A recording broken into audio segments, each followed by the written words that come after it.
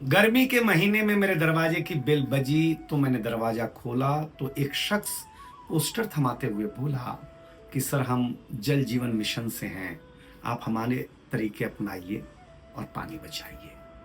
हमें विनोद सूझा। हमने कहा हुजूर पहले आप ही बताइए कि आप पानी कैसे बचाते हैं। वो भी मेरा गुरु था, उसने बोला हम आपको एक जानकारी दें, हम लोग सिर्फ बरसात के महीने में नहाते हैं। फिर मुझे दूसरी शरारत सूझी। मैंने कहा हुजूर जब आपके घर मेहमान आते हैं तो क्या आप उन्हें पानी पिलाते हैं? वो बोला नहीं, हम मेहमान के सामने बैठ करके अचार खाते हैं। मैंने कहा अचार खाने मात्र से आप जी लेते हैं?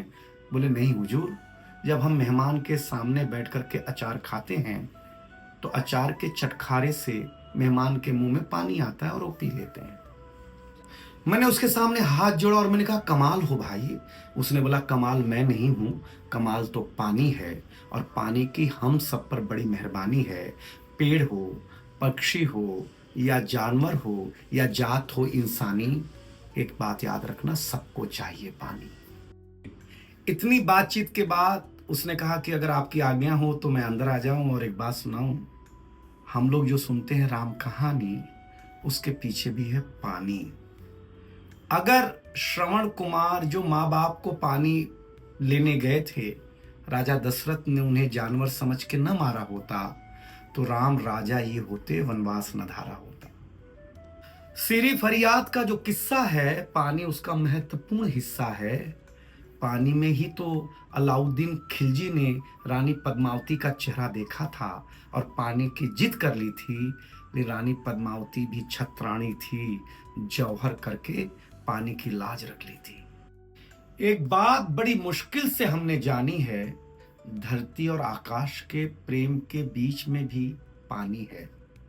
अगर कभी आकाश का पानी घट जाता है तो नीचे धरती का कलेजा अपने आप फट जाता है। याद रखें, जब तक आदमी के आंख में नमी रहेगी तभी तक आदमियत बची रहेगी। अक्सर हमारे बुजुर्गों का कहना होता है कि जब तक आपके रिश्ते में पानी है तभी तक रिश्ता खानदानी है। इसीलिए हमें होश में आना होगा और पानी को बचाना होगा। जैसे बादल बचा के रखता है आसमान में, जैसे रोजा रखने वाला बचाता है रमजान में, जैसे प्यासा बचाता है रेगिस्तान में, जैसे ऊंट बचा के रखता है अपने पेट में, जैसे नदी बचा के रखती है पानी जेठ में, जैसे माली बचाता है पानी अपनी फुलवारी के लिए, जैसे किसान बचाता है पानी अपनी क्यारी के लिए, जैसे एक पिता बचा लेता है पानी अपने आंख का बेटी पैदा करते हुए, जैसे पनिहारन बचाती है पानी पनघट पर घड़ा भरते। अब हमें छोड़नी होगी मनमानी, अब हमें छोड़नी होगी मनमानी और बूंद बूंद करके बचाना होगा पानी।